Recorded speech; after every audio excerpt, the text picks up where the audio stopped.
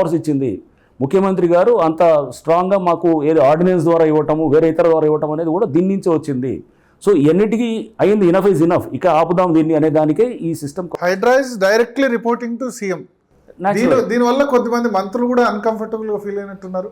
అలా ఏం లేదండి. ఇప్పుడు ఎంఏయుడి మినిస్ట్రీ సీఎం. సో వారు ఎంఏయుడి మినిస్టర్కి దీంట్లో ఎంఏయుడి కింద పనిచేస్తారు. నెక్స్ట్ మినిస్టర్ను అపాయింట్ చేసి వాళ్ళ కింద పనిచేయాల్సి ఉంటుందా?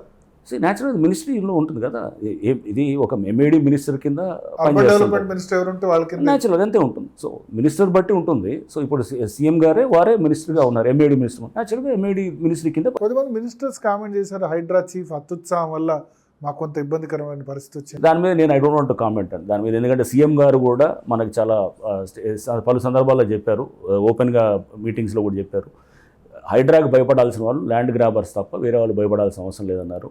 హైడ్రా అనేది ఈ ఒక పాత్ బ్రేకింగ్ రిఫార్మ్. గవర్నమెంట్ ఏంటంటే ఒక స్టేటస్ కోని యథాస్థితిని మార్చడానికి, ఒక మంచి స్థితి వైపు తీసుకెళ్ళడానికి తీసుకొచ్చినటువంటి ఒక అద్భుతమైన నిర్ణయం.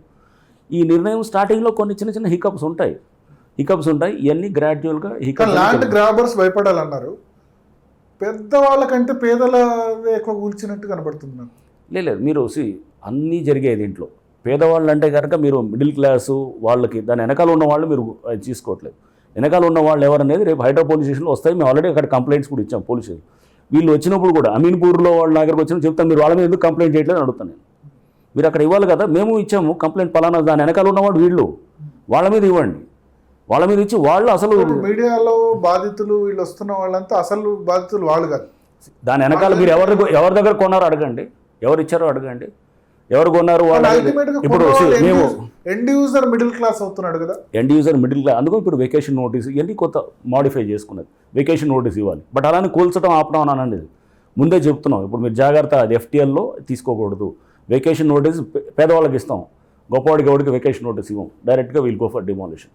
ఓకే, సో అంటే దీంట్లో అతనికి టైం ఇస్తాం.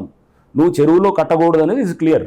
కట్టనప్పుడు చాలా మంది ఇప్పుడు మంత్రివర్గంలో ఉన్న వాళ్ళు చాలా మంది ఫామ్ హౌస్లు 111 జీవో కింద ఎఫ్టీఎల్లో ఉన్నాయని అంటున్నారు. సింపుల్ 111 జీవో శ్రీనివాస్ రెడ్డి పేరు చెప్పారు, మహేందర్ రెడ్డి మంత్రి గారు, ఆయన శ్రీనివాస్ రెడ్డి గారు కూడా వచ్చి ప్రెస్ మీట్ కూడా పెట్టారు.